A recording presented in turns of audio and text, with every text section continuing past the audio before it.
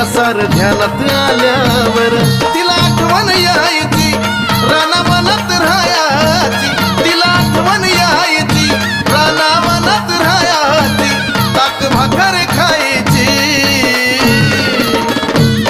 अग नजर लागली खंडोबाला बानुबाईची नजर लागली